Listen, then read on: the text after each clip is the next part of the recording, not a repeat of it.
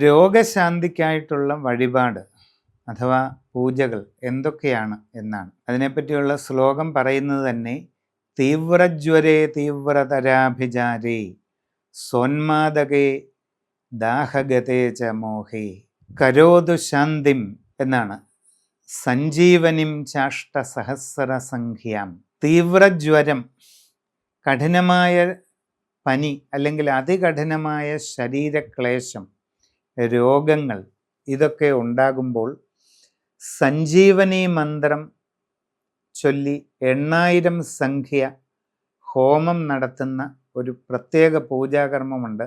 അതിന് മഹാമൃത്യുഞ്ജയ ഹോമം അല്ലെങ്കിൽ കൂട്ടുമൃത്യുഞ്ജയ ഹോമം എന്ന് പറയും. ലഘുമൃത്യുഞ്ജയ ഹോമം വേറെയുണ്ട്. ഇത് മഹാമൃത്യുഞ്ജയം അല്ലെങ്കിൽ കൂട്ടുമൃത്യുഞ്ജയം എന്നറിയപ്പെടുന്ന ചടങ്ങാണ്. തീവ്രമായ ജ്വരം, തീവ്രജ്വരേ തീവ്രതരാഭിചാരേ സോന്മാദകേ ദാഹഗതേ ച മോഹേ.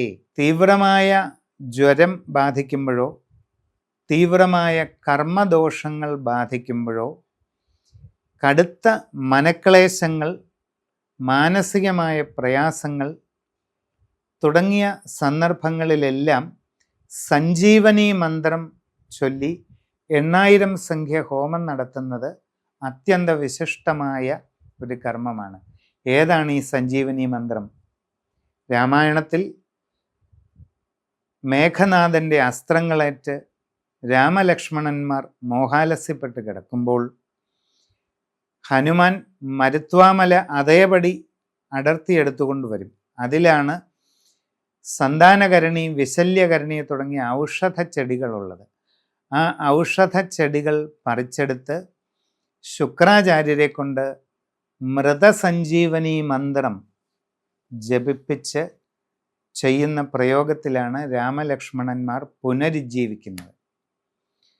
അത് ഭഗവാൻ ശ്രീ മഹാദേവൻ്റെ ഏറ്റവും വിശിഷ്ടമായ മന്ത്രമാണ് സഞ്ജീവനി രുദ്രമന്ത്രം. അതിൻ്റെ പ്രയോഗം പൂർണ്ണമായ തോതിലുള്ളതാണ് ഇവിടെ പറഞ്ഞത്.